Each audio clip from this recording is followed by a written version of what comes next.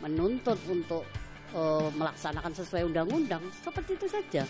Jadi masyarakat itu nggak perlu bingung, takut atau nggak punya duit atau udah diam aja kalau diperlakukan sewenang-wenang. Jangan. Masyarakat harus menekan pemerintahan ya dalam hal ini. Jadi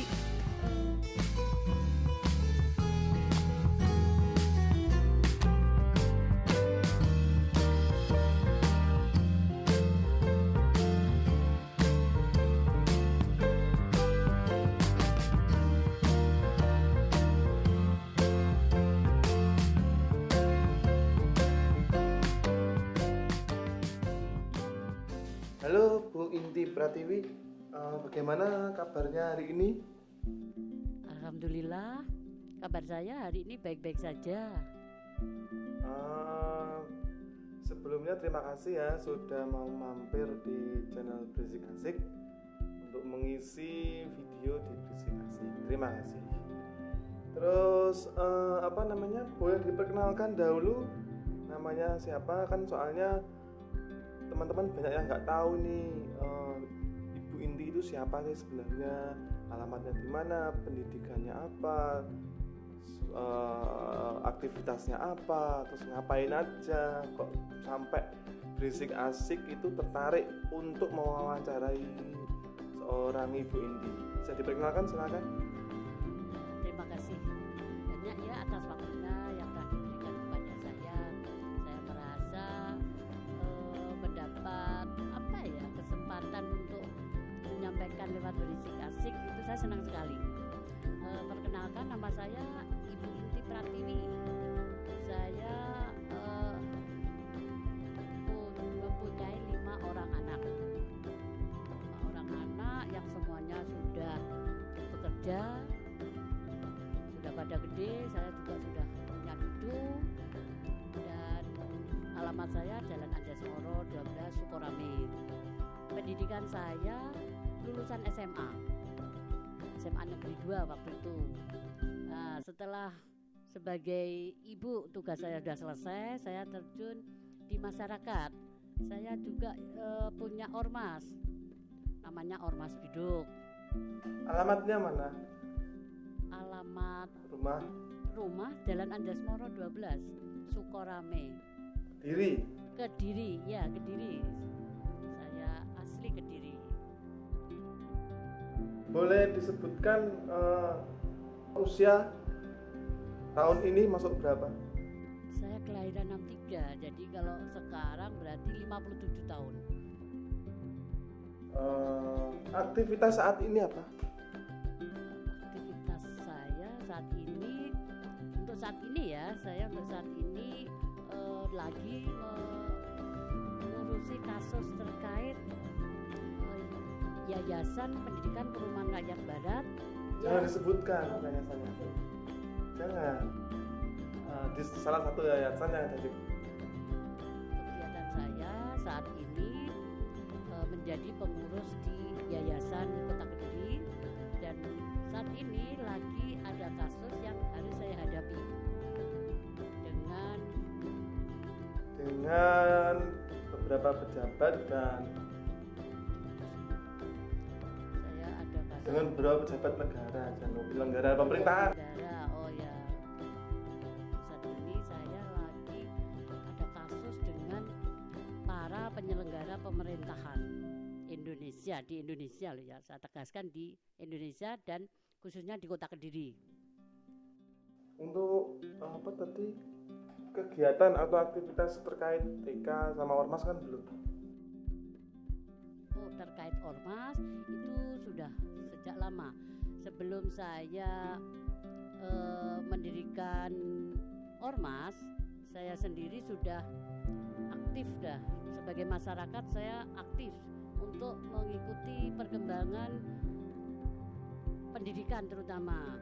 Jadi terkait dengan pendidikan saya benar-benar peduli. Misalnya salah satu ada diskriminasi terhadap anak didik. Kalau masyarakat menyampaikan keluhannya kepada Ormas atau kepada saya waktu itu, pasti saya tindak lanjuti, karena saya ingin sekali generasi penerus Kota Kediri itu mempunyai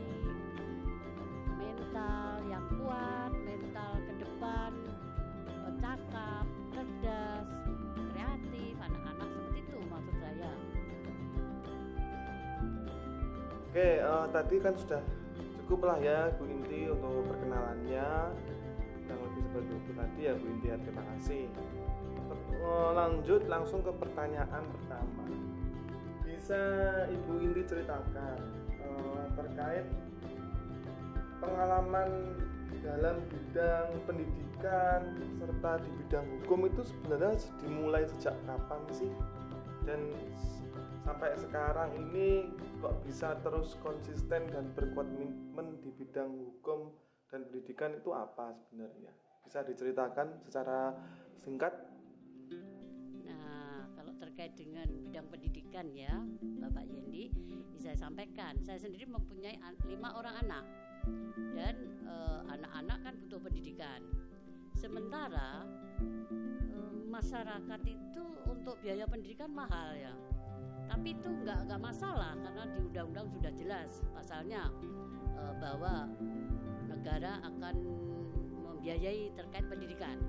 Nah, dengan begitu meskipun saya mempunyai 5 anak, semuanya harus sekolah, harus mempunyai pendidikan. Menurut saya seperti itu. Akhirnya memang anak-anak saya SD, SMP, SMA, kuliah lancar semuanya. Alhamdulillah, meskipun nggak ada duit, tapi anak-anak punya kemauan yang kuat. Nah, dari situ saya waktu itu sebagai ibu, saya fokus ke anak-anak saya. Setelah saya sebagai ibu sudah selesai, anak-anak sudah mandiri, sudah bekerja, saya terjun ke masyarakat. Saya sangat peduli dengan pendidikan.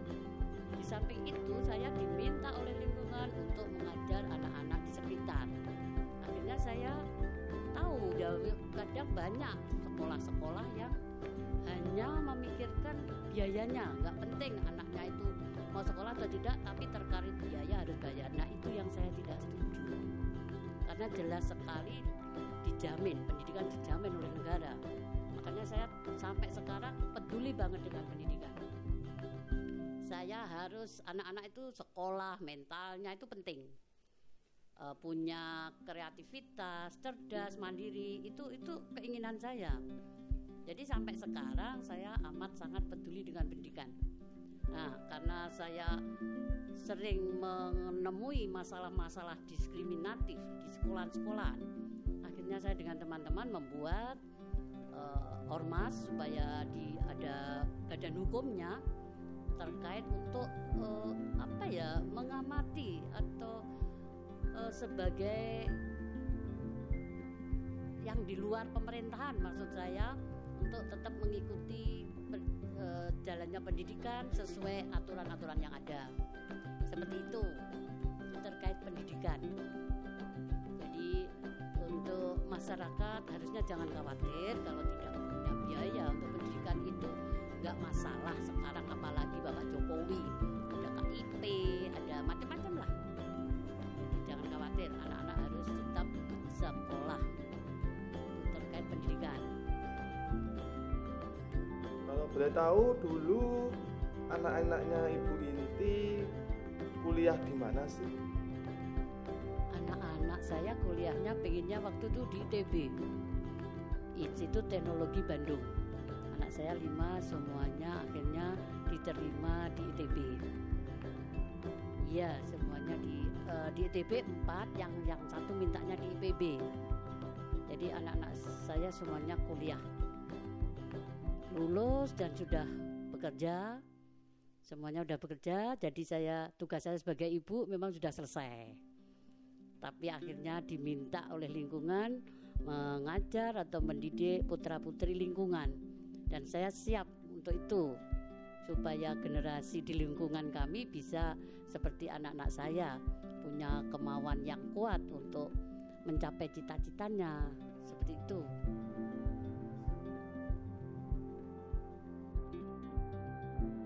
Nah, untuk tadi bidang pendidikan kan sudah awal mula sampai sekarang, terus kemudian sekarang gilirannya bidang hukum, bagaimana bisa diceritakan?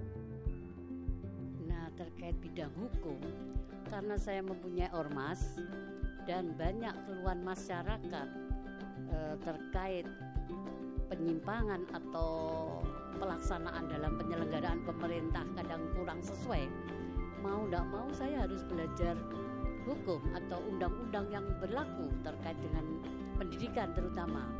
Nah, dari situ saya paham dengan hukum. Jadi setiap kali saya membantu masyarakat, acuannya juga undang-undang itu. Mau tidak mau saya pasti belajar undang-undang yang terkait. Misalnya urusan pendidikan, saya pasti buka itu undang-undang Permendikbud, peraturan-peraturan tentang pendidikan apa saja. Awalnya seperti itu saja. Oke. Apakah Anda dalam beracara di pengadilan atau dimanapun itu menggunakan seorang pengacara atau mungkin kuasa hukum? Nah, di sini ya, masyarakat itu kalau memang punya kasus dan itu sudah benar, tidak menyimpang dari undang-undang, kita bisa lakukan sendiri, tidak perlu kuasa hukum. Tidak masalah, nggak masalah, tidak harus punya titel SH atau bagaimana. Masyarakat juga bisa dan boleh dan berhak untuk membela apa yang dilakukan oleh penyelenggara pemerintahan. Kalau memang tidak benar, kita bisa kok menuntut untuk melaksanakan sesuai undang-undang, seperti itu saja. Jadi masyarakat itu nggak perlu bingung, takut atau nggak punya duit atau udah diam aja kalau diperlakukan sewenang-wenang. Jangan. Masyarakat harus menekan pemerintahan ya dalam hal ini. Jadi kalau pengen negara kita maju atau minimal Kota Kediri maju, masyarakatnya harus berani. Nggak masalah. Itu bisa selama kita sebagai masyarakat tidak menyimpang undang-undang, kita bisa. Dan kalau nggak bisa, misalnya kita mau sebagai ormas membantu untuk menyelesaikan permasalahan yang ada. Jadi jangan hanya ini kota ini kacau balau seperti itu, tidak. Kalau kacau itu hal biasa, mungkin dari media itu yang pemberitaannya dibesar-besarkan, sebenarnya nggak masalah.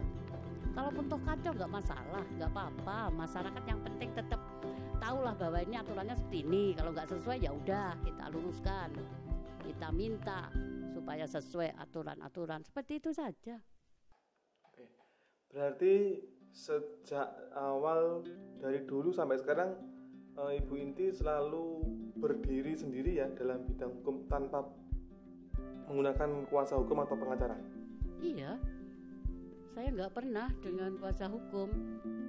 Apakah dulu pernah punya pengalaman buruk, pengalaman yang tidak mengenakan dengan kuasa hukum?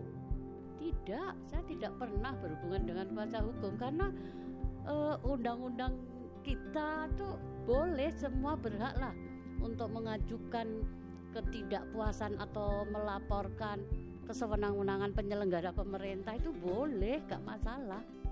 Oke. Terima kasih. Oke, ini saya banyak mendengar dari orang-orang di sekitar Bu Inti yang menyebut Ibu Inti itu sebagai seorang paralegal. Dan saya pernah mendengar waktu itu ada beberapa dosen dari kampus swasta di Kota Kediri menyebut Anda layak, bisa dikatakan layak mendapatkan sebutan paralegal. Apakah itu benar? Mungkin bisa dijelaskan?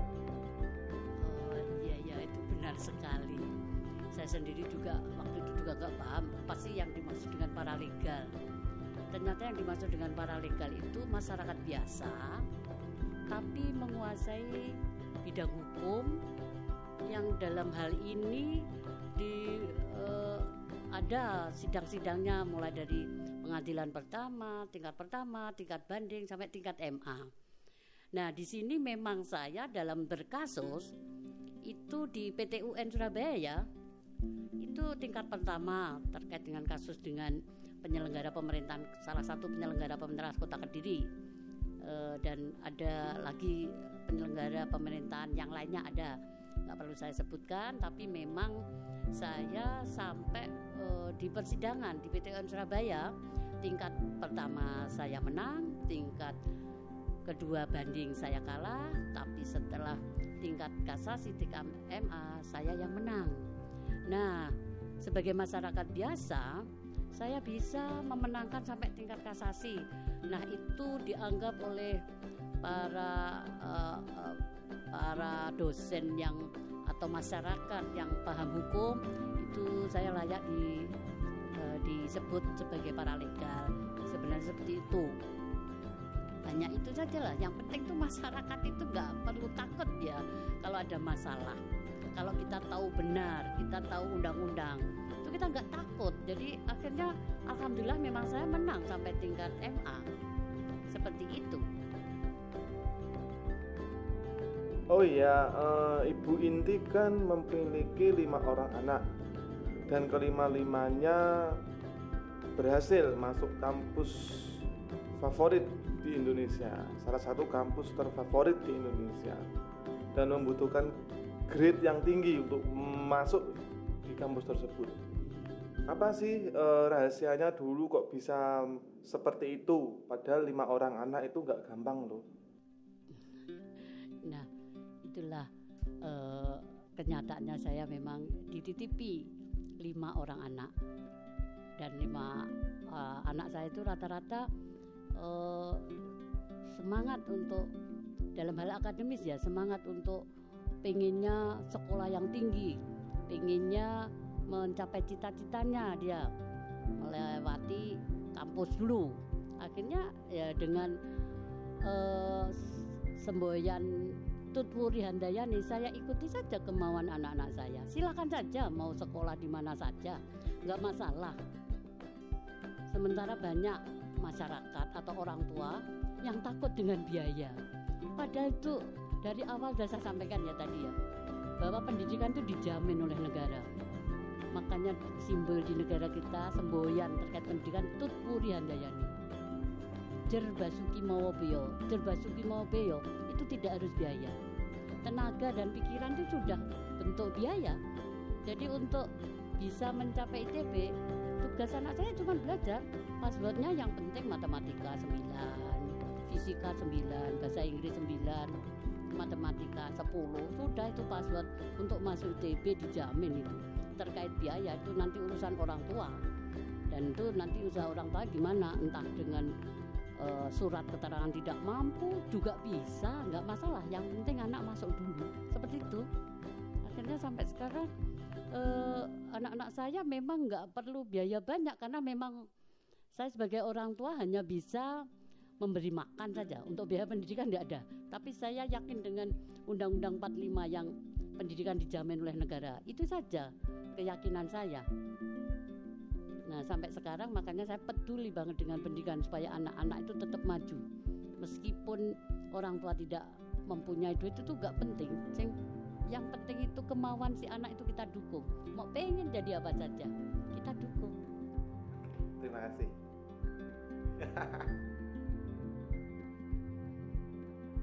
Di zaman sekarang ini yang serba cepat, serba instan, serba luar biasa perkembangan ilmu dan pengetahuan, jika kita melihat realita pendidikan anak-anak zaman sekarang, menurut Bu Inti bagaimana?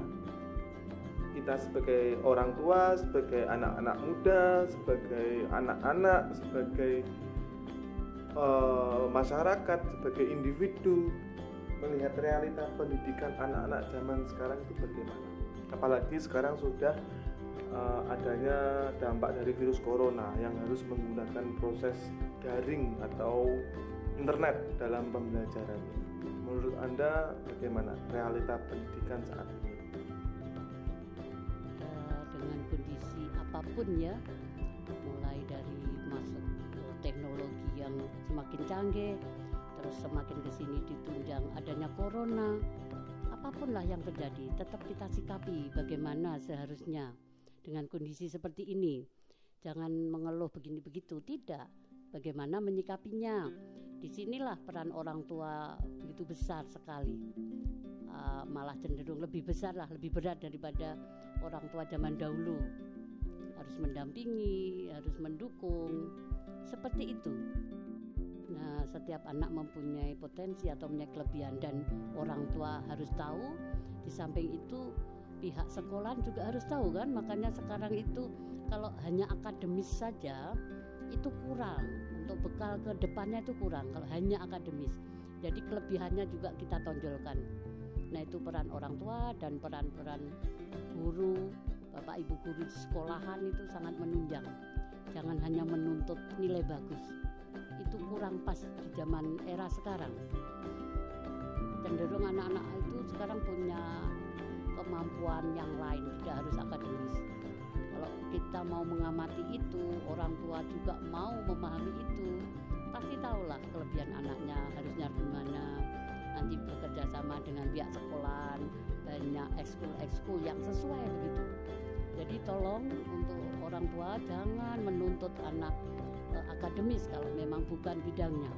Mungkin kalau bidangnya di akademis ya anak pasti bisa. Tapi kalau bidangnya di lain, mungkin di musik, di seni atau di olahraga, ya harus tetap didukung lah. Jangan minta akademisnya, meskipun akademis tetap mengikuti, itu juga penting, tapi tidak memaksa atau menekan. Nanti anak jadi kesal, jadi stres karena dipaksa untuk ikut les ini, padahal dia bukan bidangnya, dia nggak suka, hanya nurutin orang tua. Nanti akibatnya yang rugi bapak ibu sendiri, karena pada waktunya dia harus berpikir udah lelah, karena sudah sejak kecil disuruh les ini yang untuk mengikuti kemauan orang tua. Dan kita harus kembali lagi ya, semboyan di Indonesia kata Pak siapa itu? Ki Hajar Dewantoro, Tutpuri Handayani, Derbasuki Mawobeyo, yang pasti itu terkait pendidikan, mengikuti kemauan anak, Derbasuki Mawobeyo dan ya ngaso ing tulodo itu bagi yang besar, tapi masih kalau anak didik ya disitulah terkait dengan Tutpuri Handayani itu yang paling penting, tolong diterapkan ya Bapak Ibu, Kota Kediri khususnya itu benar-benar diterapkan, karena itu pesan dari Bapak kita Ki Hajar Dewantoro.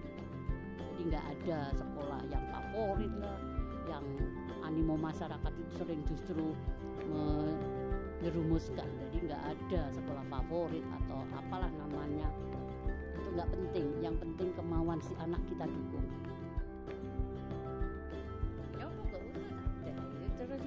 Oke, siap. Ibu Inti Pratiwi, apa namanya, kembali lagi ya ke anak-anaknya, tadi lupa aku, sorry ada satu pertanyaan lagi itu yang saya lupa. Dulu waktu kan sekarang anak-anaknya Ibu Inti kan sudah bekerja di, kalau boleh tahu anak-anaknya Ibu Inti bekerja di mana tuh? Di pemerintahan ya, yang satu di BIG, Badan Informasi Geospasial, karena dulu anak saya tuh ngambil jurusan geodesi di ITB, yang satunya di Dirjen Kelautan, karena dulu waktu kuliah di ITB ngambil teknik kelautan. Oh, berarti di Jakarta semua ya? Ya, di Jakarta semua, pemerintahan pusat. Anak-anak saya bekerja di pemerintahan pusat. Terus lanjut. Ibu Inti Pratiwi, kalau boleh tahu kan seiring perkembangan zaman semakin kesini itu perkembangan ilmu pengetahuan dan teknologi itu sangat pesat sekali. Nah, dampaknya adalah semakin banyaknya pilihan dalam hidup. Kalau dulu orang itu kan susah, bingung karena terlalu sedikit banyak pilihan. Mereka bingung mau ngapain.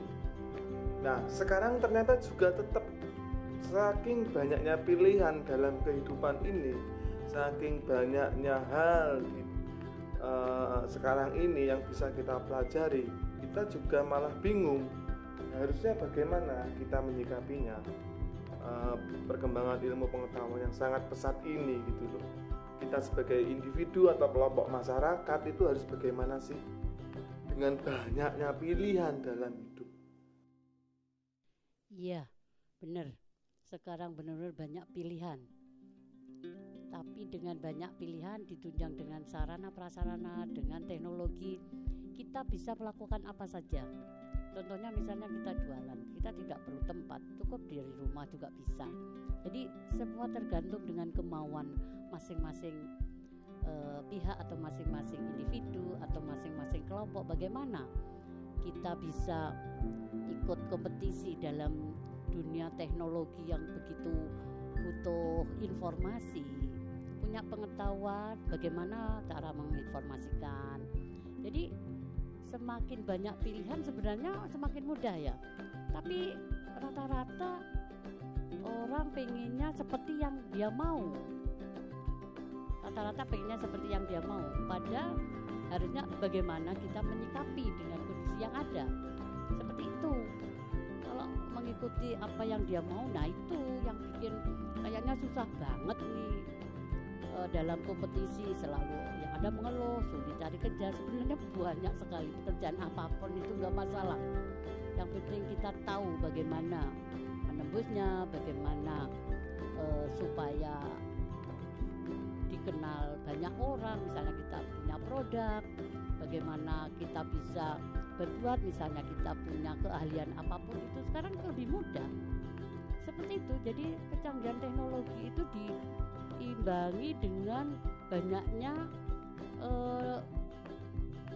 masyarakat yang cari kerja, dan semuanya bagaimana yang penting kita bisa dapat duit dan halal.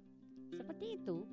Jadi malah lebih menguntungkan yang banyak pilihan daripada dulu nggak banyak pilihan. Jadi sering masyarakat itu sering mengeluh karena maunya seperti yang dia mau, itu loh yang kadang membuat mereka merasa sulit cari kerja. Padahal tidak, banyak apapun bisa kita lakukan. Intinya yang penting manfaat lah. Kita bermanfaat minimal untuk diri sendiri, itu minimal. Syukur-syukur untuk lingkungan, untuk keluarga, untuk sesama. Sekarang ini banyak sekali anak-anak muda yang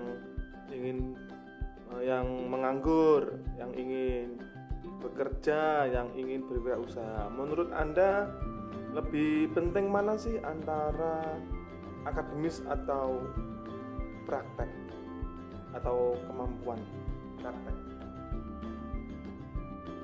Gimana ya, semuanya sudah kalau misalkan anak saya, memang anak saya dari kecil, dari SD, SMP, SMA itu senangnya di akademis. Kalau saya amati itu nggak bisa untuk marketing atau bisnis itu nggak bisa. Anak saya suka belajar, jadi cenderung ke akademis. Nah, sementara setiap anak nggak sama. Ada yang senang di akademis, oke, akademis saja. Tapi kalau misalnya nggak ada di akademis, ya punya apa, kelebihan apa, meskipun nggak sesuai dengan ijazahnya nggak masalah.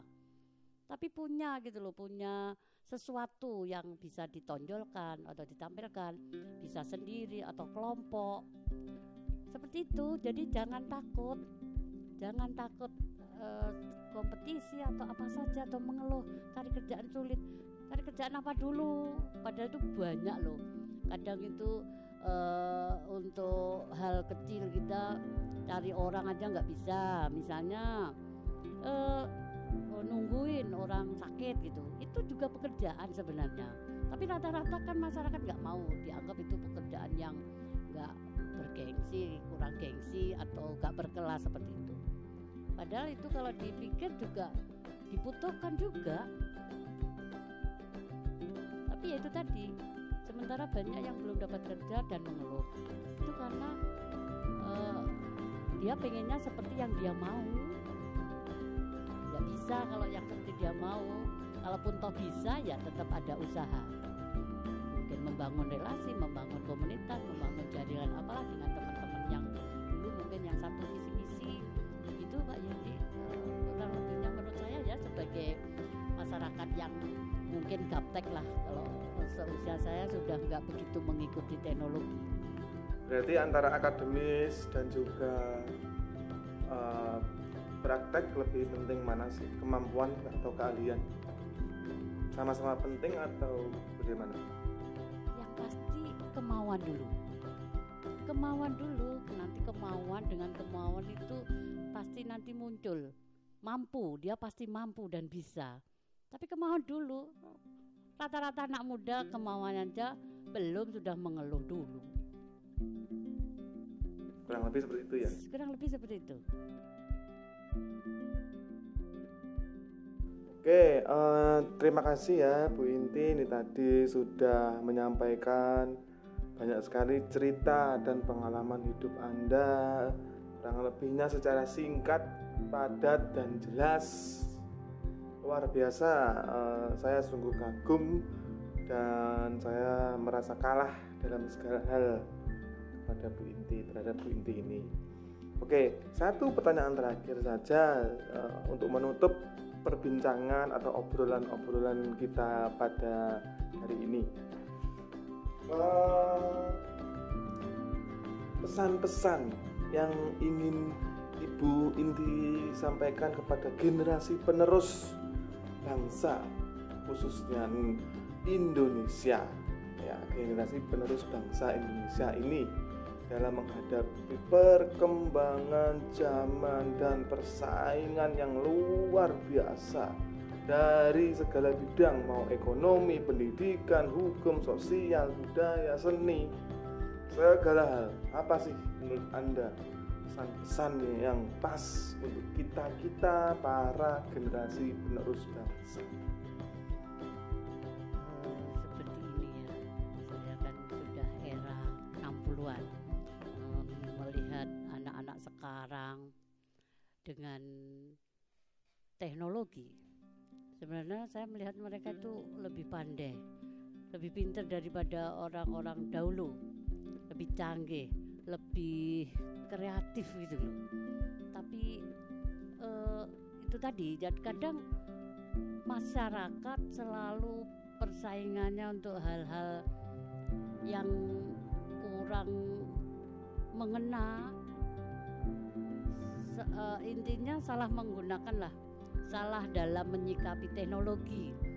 Dengan mudahnya teknologi atau informasi yang disampaikan lewat media, lewat YouTube istilahnya, atau lewat Facebook, nah kadang disalahgunakan, salahkan yang istilahnya hoax, terus buka-buka untuk menawarkan diri. Nah itu dari sisi-sisi negatifnya, tapi sering yang dimunculkan yang seperti itu. Padahal sisi positifnya banyak sekali. Kita bisa menggunakan informasi atau teknologi dengan berjualan apa saja, banyak sekali. Saya punya banyak teman yang senang dengan adanya berjualan, nggak perlu harus ada tempat, nyewa tempat yang mahal, tidak seperti itu. Jadi silakan saja ya, anak-anak muda punya kemampuan apa saja silakan ditampilkan, disampaikan. Mungkin ada yang berkenan atau apa saja yang awalnya mungkin tidak ada duitnya, tapi karena bisa disampaikan, bisa dilihat atau dibaca banyak orang, akhirnya pasti ada yang tertarik. Nah seperti itu loh, pesan-pesan saya untuk anak-anak muda itu banyak yang harus dikerjakan begitu loh, daripada orang dulu ngapain. Kalau sekarang banyak sekali yang dikerjakan. Misalnya kita seperti ini, Pak Yendi punya apa itu namanya, Berisik Asik. Nah itu bisa menyampaikan informasi atau siar lah istilahnya melalui Berisik Asiknya itu. Jadi intinya yang penting itu kita itu manfaat gitu loh. Orang-orang tua dulu selalu begitu, kerja apa saja yang penting manfaat. Seperti itu saja pesannya, simple saja. Jadi bagaimana memanfaatkan yang ada, seperti itu. Pesan-pesan untuk anak-anak muda sekarang itu harusnya lebih semuanya lebih daripada orang-orang dulu lah, lebih kreatif, lebih cerdas, cakap, mandiri. Seperti itu pesan-pesan dari saya sebagai orang di era 60-an. Saya termasuk era 60-an. Dalam perkembangan ilmu pengetahuan zaman sekarang kan pesat sekali. Pastilah kemampuan berpikir, kemampuan kita dalam berakal juga semakin diuji gitu loh, menghadapi tantangan kehidupan. Menurut Bu Inti bagaimana terkait moralitas, etika yang dimiliki anak-anak zaman sekarang dengan pesatnya perkembangan teknologi? Nah ini kembali lagi ya ke pola pikir.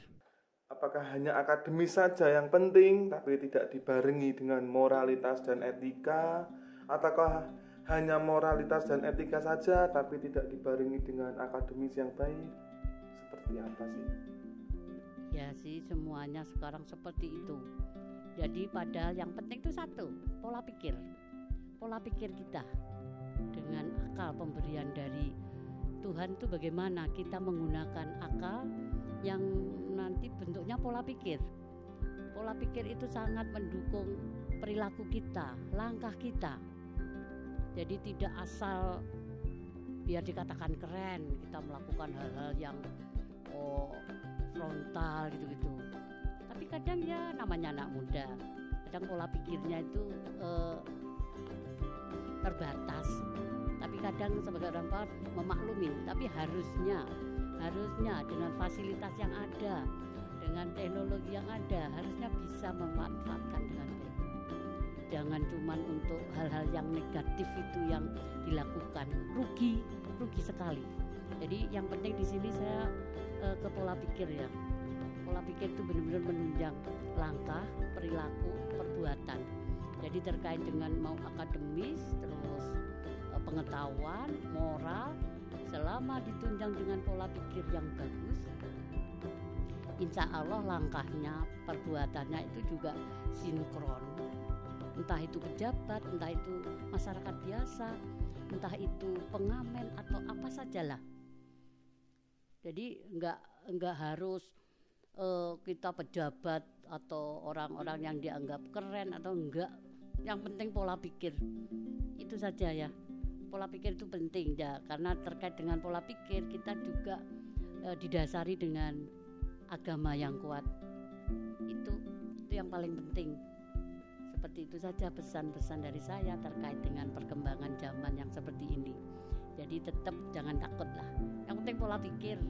Dimana pola pikirnya, kalau pola pikirnya yang ngeres-ngeres ya nggak tahu perilakunya kayak apa. Tapi kalau pola pikirnya ngambil yang positif dengan suka membaca, banyak yang kita baca mau lewat Google atau lewat media apa saja, mengikuti perkembangan dalam hukum atau ekonomi atau apa saja, UMKM apa sajalah semuanya. Nah disitulah nanti kita akan mempunyai pola pikir yang bagus. Jangan hanya hura-hura hal-hal yang negatif. Sekali lagi itu rugi sekali. Dengan fasilitas yang ada saat ini harusnya anak-anak lebih kreatif, lebih maju, lebih mandiri, lebih percaya diri. Terima kasih Bu Inti Pratiwi, luar biasa sekali pesan-pesan yang sudah disampaikan ini tadi ya. Luar biasa pokoknya, hanya satu kalimat luar biasa. Luar biasa untuk Ibu Inti Pratiwi. Terima kasih Bu Inti Pratiwi, semoga kita bisa berjumpa lagi dan bekerja sama lagi untuk video-video Berisik Asik channel. Oke, terima kasih atas kesempatan yang diberikan kepada saya. Saya suka sekali menyampaikan hal-hal yang bermanfaat untuk masyarakat Kota Kediri khususnya. Terima kasih. Salam Berisik Asik. Ngomong salam Berisik Asik. Salam Berisik Asik. Salam Berisik Asik. Ya. Salam Berisik Asik. Ya, terima kasih.